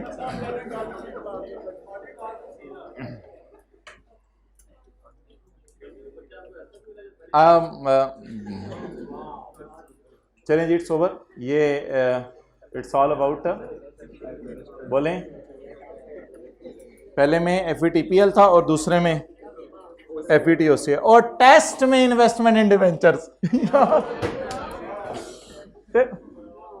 टेस्ट में इन्वेस्टमेंट इन डिवेंचर्स, आईकेप ने तो कभी टेस्ट नहीं किया इन्वेस्टमेंट इन डिवेंचर्स। उसमें बस हमें पता होना चाहिए कि अकाउंटिंग वाले क्या चाहते हैं और टैक्स वाले क्या चाहते हैं। और आपको लग रहा है टैक्स वाले कॉस्ट मॉडल को शायद फॉलो कर रहे हैं, इन्वेस्टमेंट कॉस्ट पे ही रख रहे हैं ना, इन्वेस्टमेंट कॉस्ट पे ही रख रहे हैं। नहीं सर, नहीं। अच्छा, पेज नंबर, पॉइंट नंबर 3, आज जरा थोड़ा सा इसी को देख लें। पॉइंट नंबर 3 भी करवा दें, उस दिन रह गया था। पॉइंट नंबर 4 तो IS 37 का ये नहीं हो सकता, किस्तों में सी हो रहा है। ऑन 1 जनवरी 2021, ऑन 1 जनवरी 2021 अच्छा, ये सारी कैलकुलेशन आपने ज़बानी करवानी है बबलू। ऑन 1 जनवरी 2021, हमारे साल के पहले दिन, PL purchased a license having indefinite life from a foreign company at a cost of rupees 116। Entry बताएं अकाउंटिंग वालों ने क्या की, intangible asset debit cash credit, ये अकाउंटिंग वालों ने एंट्री कर ली। अपॉन पेमेंट, जब पेमेंट की बारी आई, इसका मतलब है शायद कैश क्रेडिट नहीं किया था, उधार पे खरीदा था। Upon payment there was a gain which is recorded in accounting books. Tax वालों का गेन तो अलग बताता है, अकाउंटिंग वाले एक्सचेंज गेन को कहां लेके जाते हैं, P&L में। तो इसमें एक दिन आपको मैंने बताया था और कुछ छोटे छोटे सवाल भी दिए थे। अकाउंटिंग वालों ने IS 21 में एक्सचेंज गेन और एक्सचेंज लॉस रिकॉर्ड करते हैं कहां पे, P&L में। तो अकाउंटिंग वाले exchange gain exchange loss record करते हैं P&L में। एक दो जगहों पे OCI में भी होते हैं, जहां कोई IS 16 में रिवैल्यूएशन मॉडल फॉलो हो रहा हो या IFRS 9 में फेयर वैल्यू मॉडल फॉलो हो रहा हो, वो तो फिर पता चल जाएगा ना हमें। जनरल रूल है, all exchange gain losses in IS 21 are will go to P&L। तो अभी तक बता दें अकाउंटिंग वालों का क्या उल्टा दूं और कैरिंग अमाउंट क्या ले लूं, फिर टैक्स वालों का पढ़ लेते हैं। 16 अकाउंटिंग वालों ने गेन में डाल दिए, अकाउंटिंग वालों का गेन उल्टाना है, लेस 16, और अकाउंटिंग वालों की नजर में एसेट कितने का है, 116 का। इसमें कोई ऐसी होगी ना मारेगा ये 16 से 116, ऐसा कुछ नहीं है खुदा के लिए, वो इत्तेफाकन बराबर आ गया, मैं क्या करूं। तो कुछ लोग ऐसे भी पता नहीं सोच रहे होते हैं। एसेट बाय बस कितने का किया है, 116 का। कैरिंग अमाउंट 116, हाँ क्योंकि इनडेफिनिट लाइफ है। कैरिंग अमाउंट 116, अकाउंटिंग वाले 116 बैलेंस शीट में ले जाएंगे, तसल्ली से सोचें, अकाउंटिंग वाले 116 बैलेंस शीट में ले जाएंगे, कैरिंग अमाउंट 116, और अकाउंटिंग वालों का गेन रिवर्स हो जाएगा -16 से। टैक्स लॉज वाले कहते हैं फॉरेन एक्सचेंज को added to or deducted from the cost of, ये शायद कॉन्सेप्ट आपने टैक्स में भी पढ़ा हुआ है कि अगर फॉरेन एक्सचेंज डिफरेंस में लॉस आ जाए तो लिखें लॉस एसेट की कॉस्ट में ऐड होता है, क्योंकि एसेट और लॉस डेबिट टाइप चीजें हैं, और गेन लेस होता है। अब क्या आया है गेन, टैक्स वालों की नजर में जो एसेट की कॉस्ट है वो 116 नहीं है, 116 माइनस 16। टैक्स वाले कहेंगे 116 इज लाइक एसेट टाइप चीज, एंड सो एसेट टाइप चीज मींस हमारा खर्चा हुआ, and 16 is like income type चीज। तो एसेट डेबिट नेचर का, इनकम क्रेडिट नेचर की। तो गेन को टैक्स वाले एसेट की कॉस्ट में नेट करेंगे, तो टैक्स वालों की नजर में एसेट 100 रुपए का आएगा, और 10% अमोर्टाइजेशन के बाद 100 ज़रब 10%, 10 की अमोर्टाइजेशन जाएगी टैक्स वालों की वर्किंग के अंदर करंट टैक्स में, और टैक्स बेस आ जाएगी 100 इंटू 10%। बोले 100 इंटू 10% नहीं, 100 इंटू 90%, तो 100 इंटू 90% वो टैक्स बेस आ जाएगी। अब कोई बच्चा सिर्फ 116 को 116 से नेट ना करता तो फिर भी उसके 2-3 नंबर आ जाने थे 4 में से, बिकॉज बाकी सारी फिगर्स उसकी सही हो जानी थी। तो कैरिंग अमाउंट क्या होगी 116, करंट टैक्स में क्या उल्टाना है 16 का गेन लेस करके। दूसरी बात, टैक्स वाले कह रहे हैं कि गेन को एसेट की कॉस्ट में माइनस करो, तो कॉस्ट है 116 माइनस 16, कॉस्ट आ गई 100। 100 में से माइनस कर दें डेप्रिसिएशन, तो that will be your tax base. Okay, common ethics, ये 2 सवाल पढ़ लें फिर छुट्टी करें।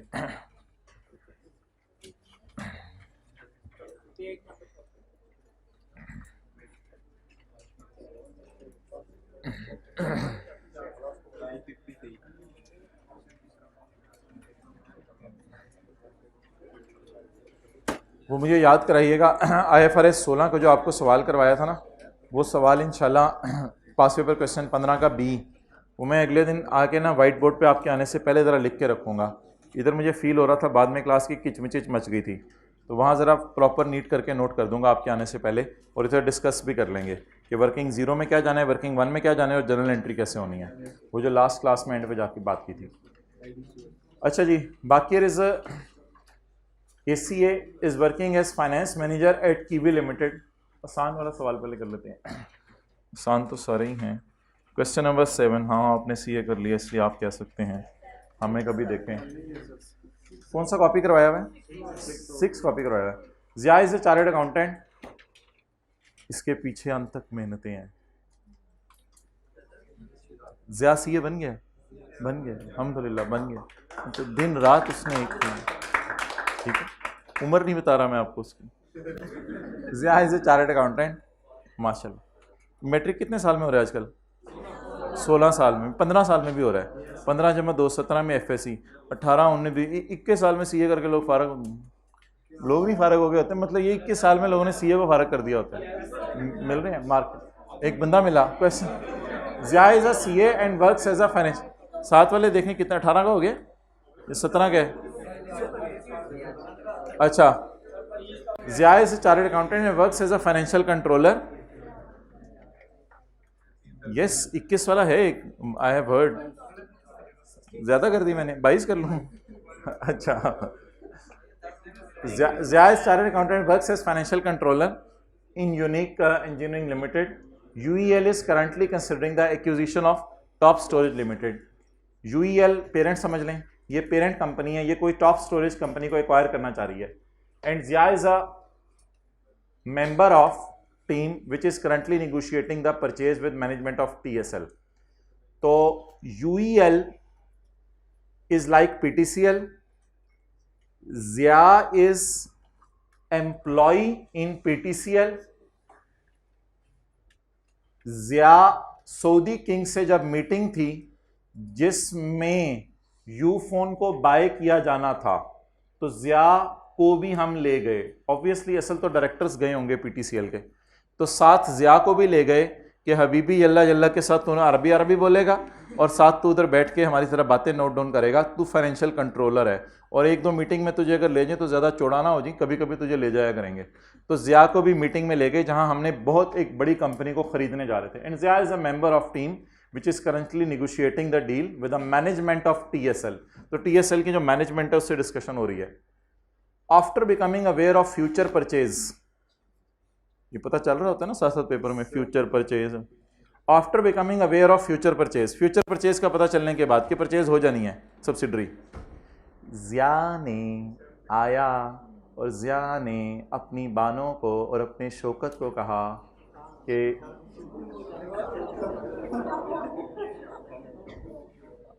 अपनी बानों और अपने बबलू को कहा कि बबलू बालिग कर लेना, उसके नाम के शेयर चलें, 10 लाख शेयर जो है वो TSL in the name of his wife and son. ओए ED लगा हुआ है, क्या कर लिए हैं? परचेज कर लिए हैं। क्या ये इंफॉर्मेशन पब्लिक को पता है या उसको सिर्फ पता चली है? अभी कहीं नहीं लिखा हुआ पब्लिक को पता चल दिया है, उसको पता चल गया कि फ्यूचर परचेज होनी है। It means purchase is not made yet, हमने यूफोन को खरीदा नहीं है, लेकिन इसको पता है कि जब PTCL यूफोन को खरीद लेगी तो यूफोन ने ऐसे ही आसमानों पे पहुंच जाने और यूफोन के कंधे ऐसे ही ऊपर हो जाने, हो भाई तुझे पता है मुझे किसने खरीदा हुआ है? मुझे PTCL ने खरीदा हुआ है, तो उसने वैसे ही आसमानों पे पहुंच जाना है। तो ऐसी सूरत में मेरे भाई कॉन्फिडेंशियलिटी वाला आपने, इसे बॉस और एम्प्लॉय कोई नहीं है इधर, बस ज़िया ही ज़िया है इधर। तो ऐसी सूरत में आपने 2 चीज़ें जिक्र करके आया करनी है। नंबर 1 कॉन्फिडेंशियलिटी एंड नंबर 2 नहीं वो तो थ्रेट्स हैं, मैं फंडामेंटल प्रिंसिपल्स की बात कर रहा हूं। जैसे उधर आपको मैंने 3 और 2 बताए थे, इधर कॉन्फिडेंशियलिटी और दूसरी चीज प्रोफेशनल बिहेवियर। लेकिन प्रोफेशनल बिहेवियर में आई कैप का ज्यादा फोकस एक और चीज पे होता है। प्रोफेशनल बिहेवियर में 2 बातें होती हैं। प्रोफेशनल बिहेवियर में पहली बात यह होती है कि आपने ऐसा काम नहीं करना जिससे प्रोफेशन के नाम पर आंच आए, and an accountant shall comply with relevant laws and regulations. अब पाकिस्तान में शायद कंपनी लॉ में लिखा हुआ है कि आप इनसाइड इंफॉर्मेशन को यूज या लीक नहीं कर सकते, ऐसा कुछ लिखा हुआ है। तो कंपनी लॉ या किसी भी लॉ में अगर लिखा हुआ है तो वो एक लॉ और रूल की भी वायलेशन है, कॉन्फिडेंशियल इंफॉर्मेशन को अपनी जात के लिए या कॉन्फिडेंशियल इंफॉर्मेशन को किसी और को डिस्क्लोज करना। तो 2 बातें इसमें लिख के आया करेंगे, number 1 confidentiality and number 2 professional behaviour. Briefly explain how Zia is in breach of fundamental principles of ICAP code of ethics. Also explain the threats that may be involve in the above situation. तो threat तो सबसे बड़ा इधर self interest है, self interest threat है। अच्छा, how Zia is in breach of fundamental principles of ICAP code of ethics. तो ऐसी सूरत में मेरे भाई जो लिख के आने वो बस एक दफ़ा ज़बानी सुन लें। A chartered accountant shall ensure the confidentiality of information acquired in course of business and professional relation. This facilitates free flow of information. बस छोड़े। In this case, Zia has violated the fundamental principle of, बोलें, in this case, Zia has violated the fundamental principle of confidentiality by, अब इधर से ही लफ्ज़ उठा लें, by using the confidential information acquired in course of business relation। तो उसने confidentiality को वायलेट कर दिया है। और आगे तफसील भी लिख दीजिएगा, by purchasing the shares in the name of his wife and son. अच्छा, Zia is also required to comply with professional behaviour. An accountant shall comply with relevant laws and regulations and avoid any action with discredit profession. ये discredit profession वाली बात भी यहाँ पकड़ की आ सकती है, लेकिन ज़्यादा फोकस ICAP ऊपर वाली पे लिख रहा है।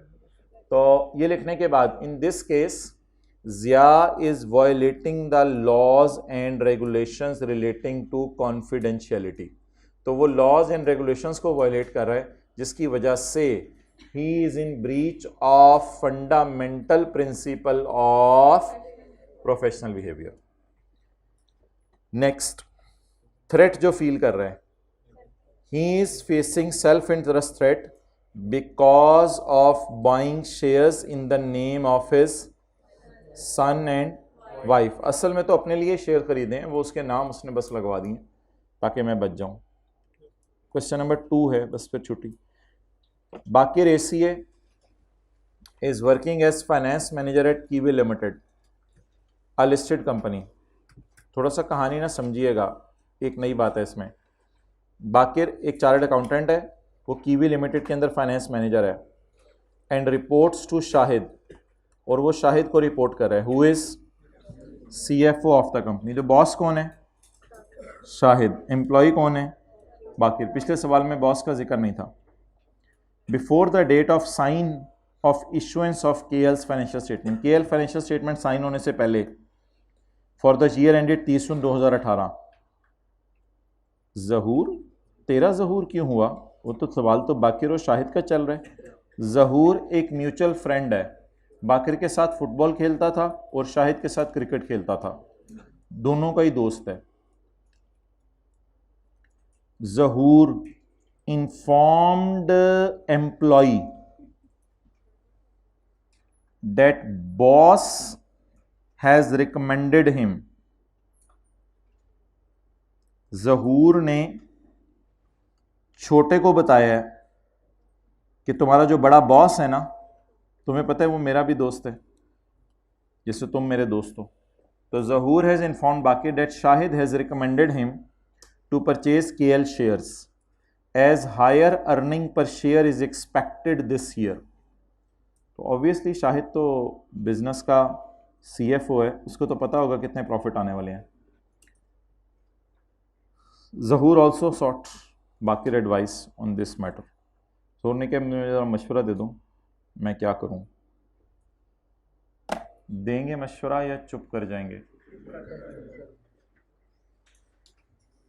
यह दोस्त है, आपको घर से पिक करता रहे पूरे 2 साल, और फिर 4 साल आर्टिकल्स, 3.5 साल जो आर्टिकल्स थे उसमें आपको डेली घर से पिक करता रहे, और रोज़ाना आपके लिए घर से खाना बनवा के लाता रहे, और कई दफ़ा वो बारिश में भी आपको जो है वो लेके गया है, और उसने कितनी आपकी दावतें की हैं। इतना ज़्यादा अच्छा दोस्त आपका, और उसने एक ज़िंदगी में आपसे एक मशवरा अगर मांग लिया है, क्या करेंगे? नहीं, जो करेंगे मुझे वो बताएं। अभी मैं कौन होता हूँ आपके ईमान का इम्तिहान लेने वाला? अच्छा, तो अब जो करना चाहिए वो बताएं। चुप रहना चाहिए। कैसे वैसे चुप रहोगे? खड़े हो जाओ जरा। अब वो दोस्त ने कहा है, क्या करोगे? आ जाओ यार, तुम्हें बिरयानी खिलाता हूँ, छोड़ो यार ये बातें। अच्छा बैठे। अच्छा, यहाँ पर शाहिद के बारे में उसने सवाल पूछा है, वहाँ एक ही बंदे का जिक्र था, Shahid may be in breach of fundamental principles. Shahid ने किया क्या है? Shahid has suggested him to purchase shares. तो अगेन शाहिद में कॉन्फिडेंशियलिटी नहीं है और प्रोफेशनल बिहेवियर नहीं है। इनसाइड इंफॉर्मेशन उसने लीक की है और कॉन्फिडेंशियल इंफॉर्मेशन उसने लीक किया है। रख लो रजिस्टर अंदर, फिर मैं पढ़ाता हूँ। मैं भी ये मार्कर वगैरह रख लूँ, मैंने तो मुझे घर लेके जाने हैं। चूहा रख लेते हैं। अच्छा, आगे चलें।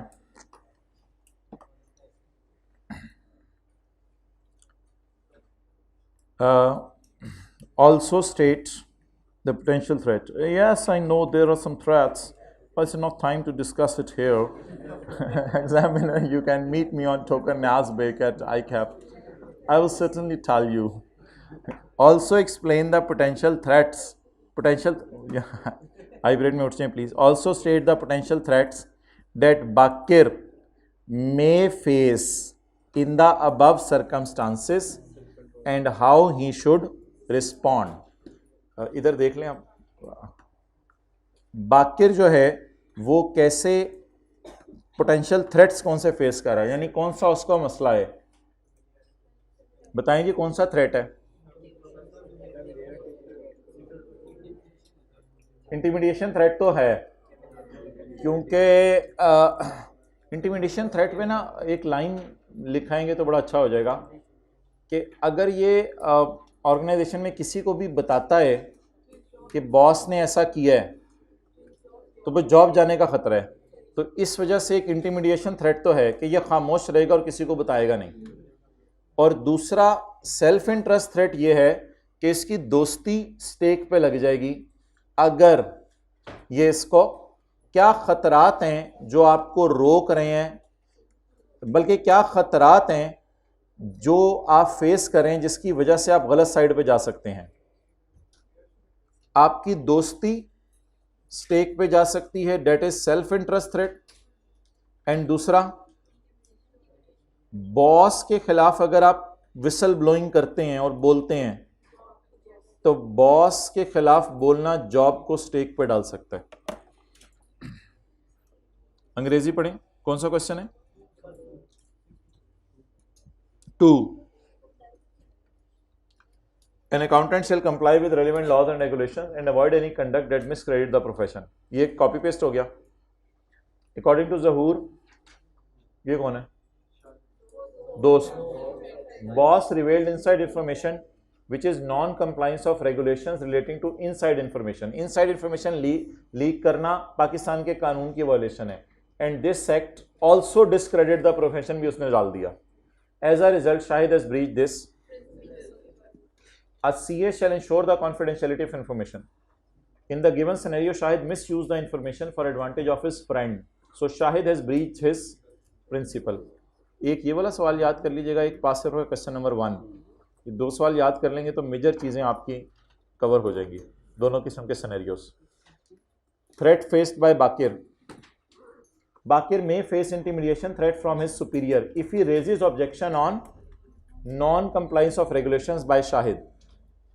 Self-interest threat. Bakir may also face self-interest threat as his interest towards friendship with Zahoor may be at if he refuses to give mashwara of confidential information to him. उसमें कंफर्म करना भी मुश्किल है, हाँ ऐसा है, डिनाई करना भी मुश्किल है, हाँ ऐसा नहीं है। मशवरा दोनों किस्म नहीं दे सकते, चुप रहना पड़ेगा जिंदगी में। Safeguards, he should refrain himself from disclosing any confidential information. He should discuss the matter with boss. He should consider informing appropriate authorities like audit committee. He seeks legal advice. मसला इतना खतरनाक नहीं है कि IKF ने कहा वो resign ही करके चला जाए, इतनी भी बात अभी नहीं बढ़ी, लेकिन लिखने को आए तो लिख भी सकते हैं आप। तो ये है, अभी क्या करेंगे घर जाके? सोएंगे? क्या मतलब, जहाँ हद होती है, ये सोने का टाइम है। हाँ ठीक है, बंद कर दें।